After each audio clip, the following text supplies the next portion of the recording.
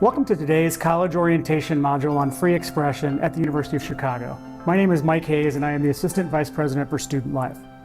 Today's program will focus on one of UChicago's foundational values, free expression. Joining me today are four members of our community who will share their perspectives and experiences as we discuss this important value. I'd like each of them to introduce themselves to you now. I'm Michelle Rasmussen, Dean of Students in the University. I'm Daniel Bubba. I'm a professor of law at the law school and vice provost with the university. I'm Ravi Randhava, Associate Dean of Students in the University and Executive Director of our Center for Identity and Inclusion. And I'm Randy Picker. I'm a professor at the law school, graduate of the college. I have 3 degrees from the university. Met my wife in the college, and all 3 of my kids have graduated from the college, including my daughter in June. So the college has been very good for me. Great. Thank you all for being here today. Really appreciate it. We've got a lot of ground to cover in our program, so we're going to just jump right in. Throughout our conversation today, we are going to hear from some current students from the college who have questions for you. But first, let me kick things off by asking for some context about what we mean by free expression in an academic setting and at UChicago specifically. The baseline from which we start our discussion today is the 2015 report of the Committee on Free Expression, or what we call the Stone Report, from which the Chicago principles are framed. The link to this document is provided in your orientation materials, and I'd encourage you to review it at your convenience. So, Randy and Daniel, we're going to start with you and get your thoughts as faculty members and as scholars on why free expression is so important at the university. Great. Well, thank you for the question. I think we should start with thinking about what is the mission of an institution and what is the mission of an institution of higher learning. In particular, our focus is the pursuit of ideas and knowledge.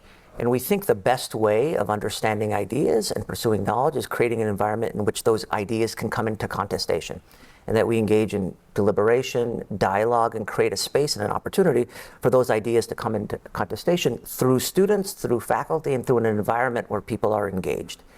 And it's critical to have that in order, I think, to fulfill our mission. And in part, it's not just that we care about who wins or which idea actually is the one that's accepted. It's more to create kind of the habits of mind and the analytical skills to have an environment in which we are all thinking about what's the best way to approach an idea, what's the strongest way to engage it, and how do we share it and communicate it with others. I think that's critical to education generally. It's certainly critical to the work that Randy and I do at a law school, where an argument and engagement is particularly important.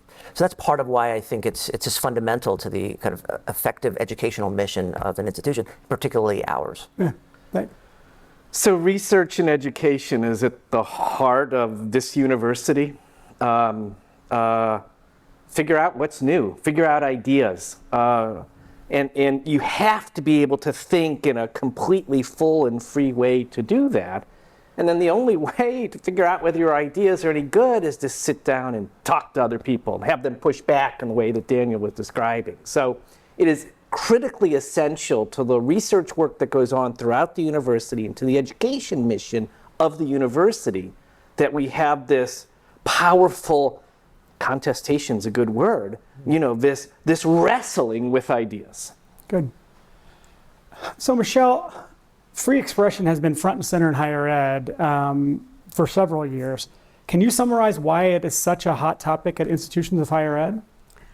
Sure. I think I'll focus here on students, and I think it's worth underscoring that this idea that free expression is a hot topic at institutions of higher ed is not a new one. It sort of stands to reason when you think about what universities and colleges are, especially in the United States.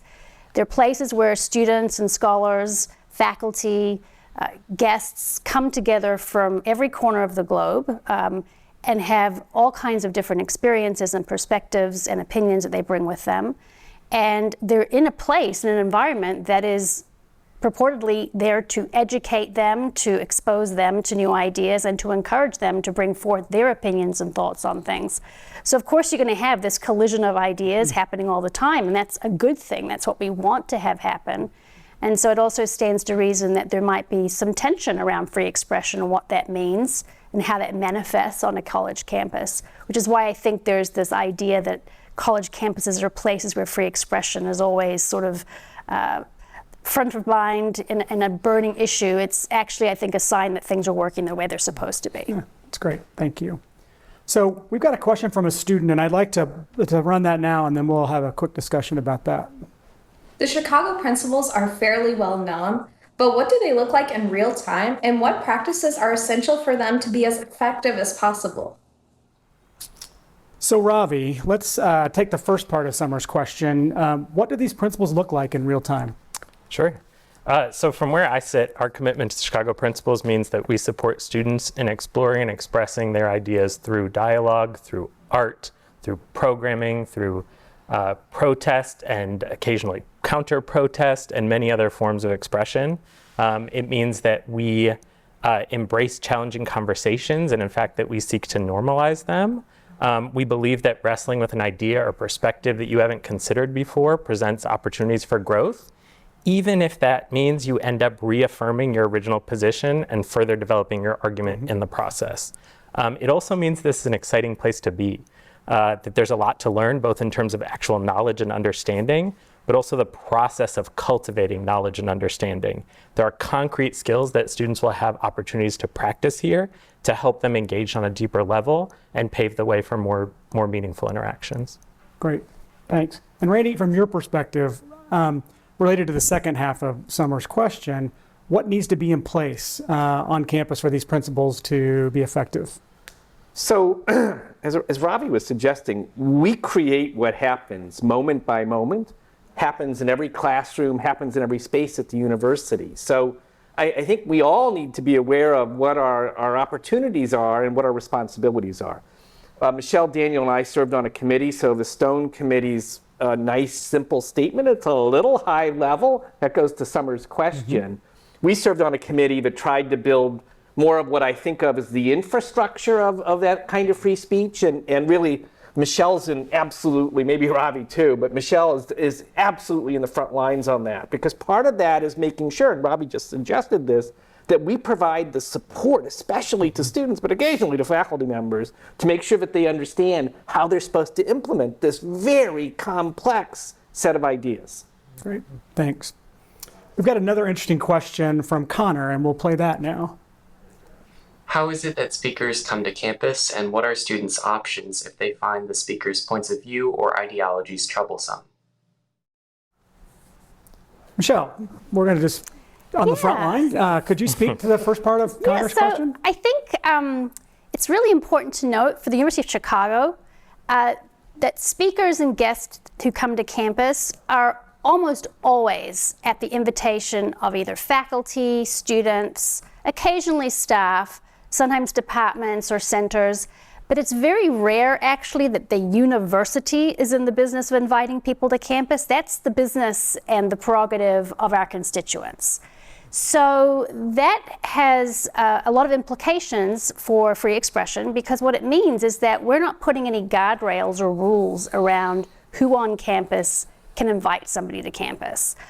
We do have some guidelines around how you want to make sure that's a successful event and that can be enjoyed by people who want to enjoy or participate in it. But we're not in the business of sort of setting forth invitations or telling people who they should be inviting. It really is part of the scholarly community's prerogative to do all that. So Ravi, from your perspective, what can students do if they disagree strongly with the speaker's views or even find their ideas offensive? Sure. A few ideas come to mind. One, in the spirit of free expression, you could attend the event and pose a really tough question during the Q&A. Bring up a pointed, well-researched question, and I have seen students stump speakers, or speakers change their minds, or perhaps audience members change their minds on a particular view. Two, you could choose not to attend the event and focus your time and energy elsewhere on something else that you care about, on your classwork. Three, you could invite a speaker to campus to present an alternative viewpoint or host a program to raise awareness about that viewpoint. We are here if you'd like to talk through or think through your options, if you're looking for resources to do something like that. Great, thanks. We're going to switch gears a bit, and Ravi, I'm coming right back to you. One might argue that the two of our fundamental values, freedom of expression and diversity and inclusion, are at odds with one another. What are your thoughts on that? Are they? I don't think so. I see free expression and diversity inclusion as inextricably linked. I think they reinforce one another. They're core values here at UChicago, not necessarily because of laws or regulations, but because they're central to our mission as an educational institution. In fact, in addition to the committee report you mentioned, there's a Diversity Advisory Council report that has an appendix that speaks exactly to this topic. If we take the theoretical underpinnings first, free expression and its close cousin, rigorous inquiry, depend on a diversity of ideas for research to flourish, right? And diversity and inclusion work, not just on campus, but at a societal level, depends on free expression. I'm particularly interested in equipping students with the skills they need in order to tackle pressing questions and hopefully advance a more equitable society in the process. I think also too often throughout history, people with opinions that haven't been favored by those in power or with power have been silenced, and I think that's dangerous as well. Now, on a practical level, this doesn't mean that we don't experience tension at times. One of the things that I often encourage students to consider is context. Just because you can say something doesn't necessarily mean you should. So, if you're leaving a class discussion, a really invigorating class discussion, there's a group of students who want to continue to wrestle with an idea that their faculty member presented. That might look a little different than if you're sitting down to lunch after a really long week and everyone at the table looks really exhausted. I would personally take two different approaches there. I think a sound argument plus a space where folks feel like they've been invited to a conversation and where their ideas will be heard, will truly be heard, or better yet, valued, can be a really winning combination. Okay. We've got an interesting question that I found very compelling from Tyler, and we're going to hear that. And then, Ravi, I'm coming right back at you again. So, I'm always being asked to speak for a group of students who share one or more of my identities, and sometimes it's exhausting. Do you have any ideas around how to navigate that space? That's a great question. There's this mental calculus sometimes. What am I being asked? Why? To what end? What's the intent here? What would I like to offer? What do I feel comfortable offering in this moment? You're certainly not obligated to answer every question that's posed to you. That being said, a couple suggestions. You might say, I can only speak for myself, or I can only speak to my experience, and share an anecdote, signaling to the person that you feel the question they asked, feel like they're asking you to overgeneralize. Perhaps the question pertains to current events. You might say that's something that's weighing pretty heavily on me right now, and I'm still processing. You may have access to research or data and may choose to redirect that way. Finally, there's the conversational approach. I really like doing this. Potentially saying, what makes you ask? What makes you curious? I think those responses can be illuminating and may prompt you to either engage in a more focused conversation or recommend a different venue or time for that conversation to take place. Okay. Thanks. That's really helpful. Randy, free expression works a little differently in the classroom. Can you explain the concept of academic freedom and how it is distinct from free expression? Well, you're absolutely right, Mike, to say that the classroom space is a distinct space, and that shapes what is supposed to happen there. So I'm teaching copyright at the law school in the fall, which I have so much fun teaching copyright. I write poetry on day one. I make balloon dogs. I feel very lucky most of the time. But I'm teaching copyright, right? And what I mean by that is if I walked in one day and said, we're going to talk about climate change today. Well, no, I mean, the law school says we need you to teach a copyright class. It's perfectly appropriate for the dean to sit me down and say, no. So the classroom setting is a more controlled, bounded setting than the campus as a whole. And I think it's really critical to see that. And that imposes obligations, and I want to think of them in those terms, on professors and students, right? Yes, no one tells me what to teach in copyright, but there's an understanding. And students have to approach the classroom that way as well. The other thing that occurs in a classroom is I'm a professor, you're a student, there's a hierarchy there. And part of my job is to make that time in class, which is so precious, to use that effectively. And so it's perfectly appropriate for me to say, look, I'm happy to talk to you about that after class. That's not where we're going right now. So it's a very different atmosphere. Okay. We've got a question from Neville related to classroom, and we're going to play that now. What should students do if they find themselves troubled by something a faculty member has said in class? Daniel, I'm coming to you. Are there ways a student can voice their concerns about what a faculty member or another student says in the classroom? So the answer is yes, but I want to take a step back to answer it. I think part of the conversation, reflects how fragile an environment is of freedom of expression, diversity and inclusion, and also in academic freedom. And part of our work is to be vigilant to ensure that that environment remains robust along all those dimensions, so that we have the kind of mission and we're able to create an environment that the pursuit of ideas can be kind of uncompromising and successful. Because of that, we also need to be, as faculty members in the classroom, receptive to the sort of concerns that students may have. We recognize that not all ideas will land in the same way for each student, and that some students may be more or less impacted by the particular idea or its implications. But creating an opportunity, and I certainly do this, and I know Randy does this, and other colleagues certainly, we're open to speak in the classroom, open to speak after class, open to speak in office hours, all to understand what the view is and how we can be better in also communicating to students. Because in the end, we want the ideas to have a space for discussion, and to the best that we can, without obviously excluding ideas. We want it to be presented in a way that students can fully understand and engage with it.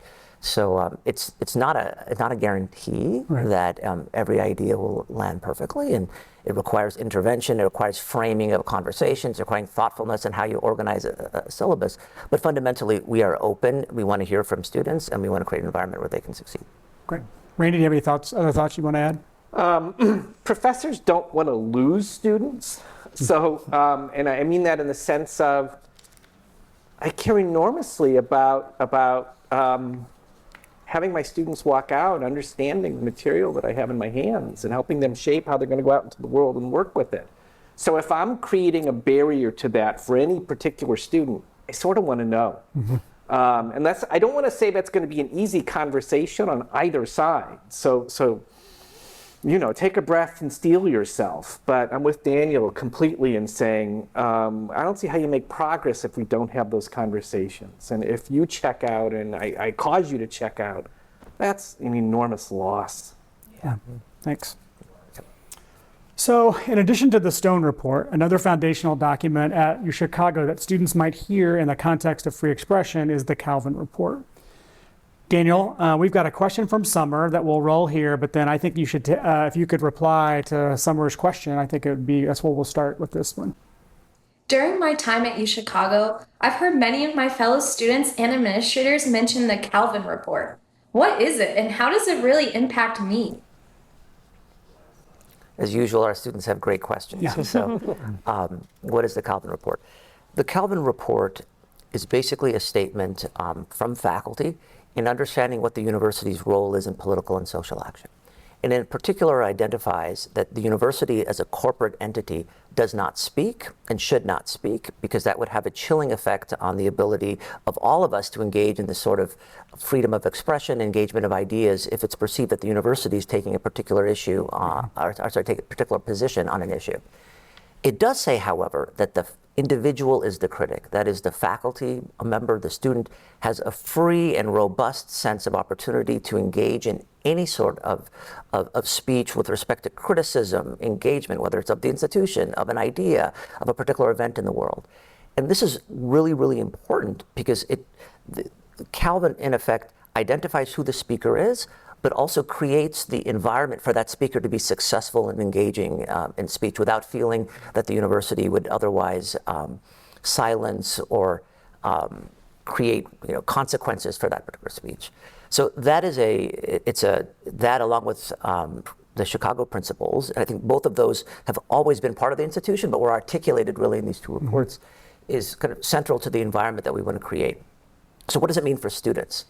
So it does mean that we all recognize events happen in the world that are that deeply affect us as human beings and with respect to our particular identities.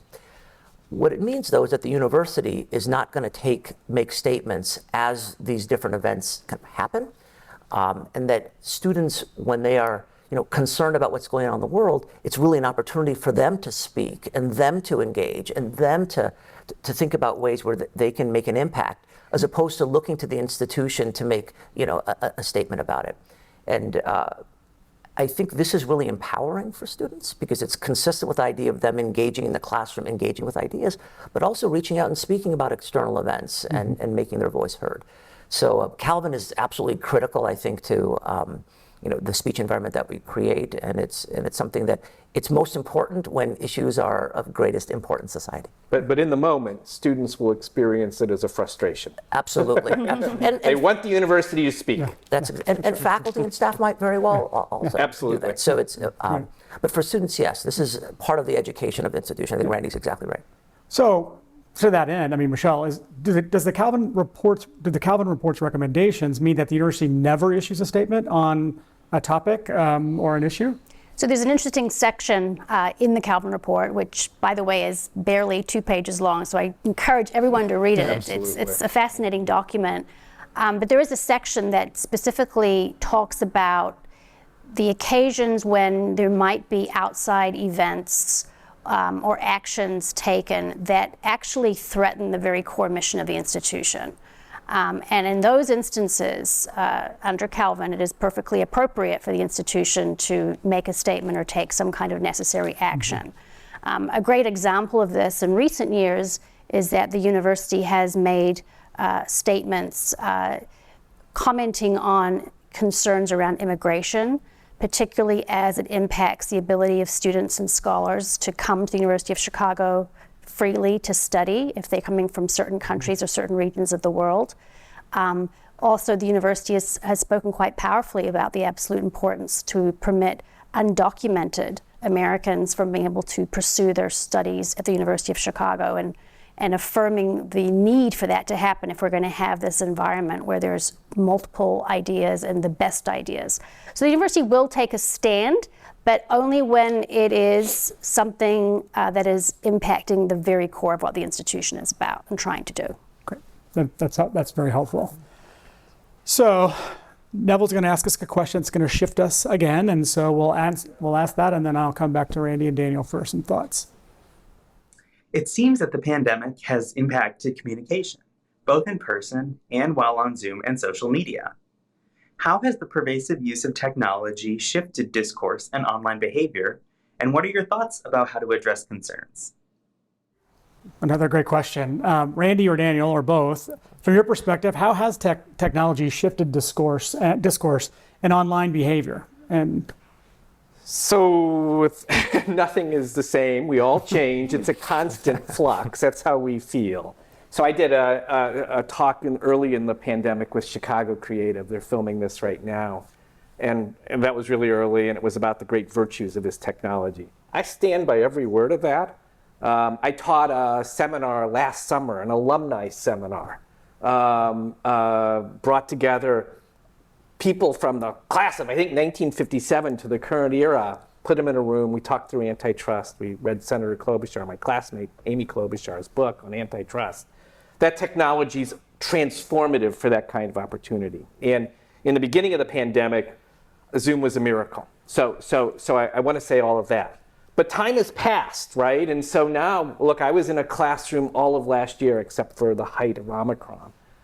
Expect to be in a classroom this year. And so I think the technology is enabling, makes it easier to do office hours and things like that.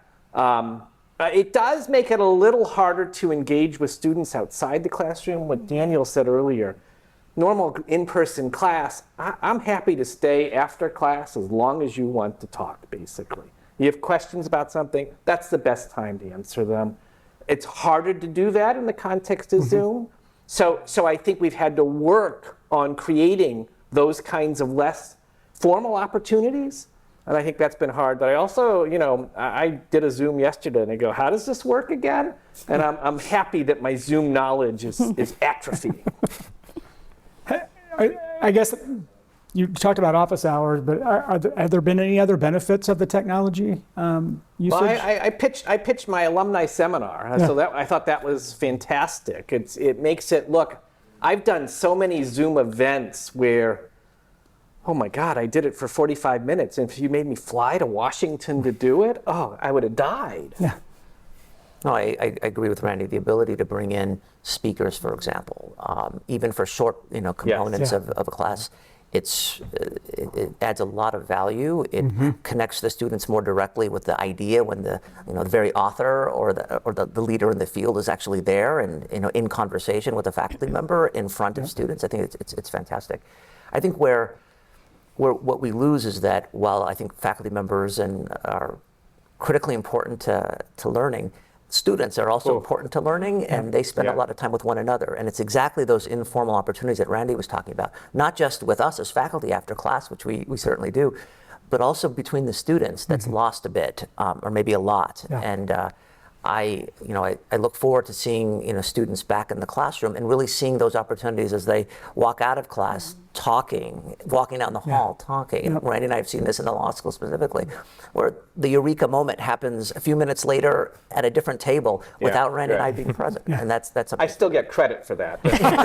Of course you do. Of course you do. All right. So, Robbie, what should students' expectations be around social media? What resources are available for them? And if they're negatively impacted or they're concerned about what they find online or in interactions with other. Sure. I think the first thing to keep in mind is that social media platforms are run by private companies, each with their own set of values, policies, and procedures. Yep. So that being said, if a student has a concern, staff in our areas, really across the university, are absolutely available to offer support. That's true with regard to social media, but more broadly as well. We will all, in the course of our daily lives, experience things that are uncomfortable or worrisome. They may or may not constitute policy violations. So either way, though, it's really important to process with trusted advisors. We do have a robust network of supports across campus. One easy place to start for something like this is the Bias Education and Support Team. That's a group of staff members that are available to listen to your concerns, help assess options, connect you to resources. We as a team also assist university leadership in documenting incidents and concerns as part of ongoing assessment of campus climate.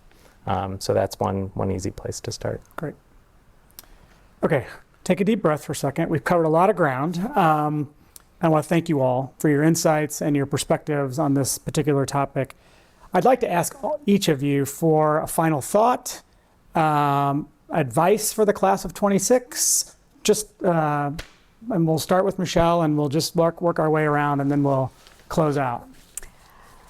Well, I think probably the piece of advice I would give to our newest students on campus is to really try to make an effort to get to know somebody who is not in your immediate environment. So you're going to have a roommate, you're going to even have housemates. Great, you should be hopefully making some lifelong friends there. But try to make the effort to get to know somebody in one of your classes. Like, if you're just talking about this, grab a coffee with them after class to carry on an idea. Similarly, try to do the same thing with at least one of your professors. Go to office hours, see if they'll, take you up on an offer to take them for a cup of coffee to talk about something that you were really interested and intrigued by in class. And then thirdly, try to get to know a staff member really well. We've got some terrific staff. Ravi's kind of indicated that with some of his comments today. And our staff are here to help students be successful. So if you can hit that trifecta, a student, faculty member, and a staff person that you get to know on some kind of deeper way over the course of your first year, you're going to be in great shape. That's awesome. Thanks. Daniel. So I'm very proud to be a graduate of the institution. I'm not a graduate of the college, but I did a master's and PhD here, and I'm really proud to be a faculty member here. And that pride, I think, comes from a belief that this university is distinctive in the way it thinks about ideas and its commitment to rigor and inquiry. And that really requires a willingness to be open and hear ideas. And so I would encourage students to come in with not only a willingness to listen, but willingness to be gracious to their colleagues and their fellow students, and that not every idea will be articulated perfectly. We'll all be working through them. We will stumble in the way we articulate them. We will get better as we work through them. And the fact that we have an opportunity to talk to others who have different ideas will only make that process really contributing to our education. So I would begin with giving the benefit of the doubt to our peers who are all here trying to learn, and also to do that to our great staff and faculty who are also trying to create that environment. And I think if able to do that, we're able to make this environment as rich and special as I think it has been and will continue to be. Great. Ravi. I think today we've talked about the fact that we work really hard to create a community where everyone feels welcome and valued, and where everyone also has the opportunity to create and enhance incredible scholarship. If students have ideas on how to help advance that vision, we want to hear from them. We welcome the opportunity to connect, and we're really excited to meet them. So I want to echo what Daniel said. I thought that was exactly right. So we talk about free speech. We should also talk about free listening. It's so important to listen, and listening. And I thought what Daniel said with a sense of doing it graciously, to recognize that articulating things is hard, and we're going to be struggling with issues, and people might not get it right. Give people a little space. Assume the best, not the worst. Agree with every bit of that. So I thought that was excellent. The only other thing I want to say is I think this is, and this is what Daniel said about being distinctive, I think this is the most exciting intellectual community on the planet. Okay, that's my claim. I guess you can show up in my office and we can have that discussion. Yeah. You're so lucky to have a chance to join that. Take advantage of it fully. I remember as an undergraduate going to a lecture soon after I got here. It was the professor, physicist. He'd taken pictures of atoms in motion using a new microscope. That's not what I study. It's not what I do. It was fantastic. The sense of the possibilities of new knowledge. That's what you're joining. So take full advantage of this community. Great. Thank you for those wise words, all of you. And thank you for your time today. It's very much appreciated. I'd also like to point out a couple of resources for you, students, as you think about this particular topic. The university's website related to free expression, which is freeexpression.uchicago.edu. Parcia program for public discourse information is located on the college website, and I would encourage you to visit that site. And then I would also remind you that the two documents referenced here today, the Stone Report and the Calvin Report, are uploaded into the Canvas platform with this particular program, and so we hope you will review those prior to your arrival. We hope this has been helpful for you, and as you begin your career at the University of Chicago, we wish you a great first year, and we look forward to seeing you on campus soon. Thank you all.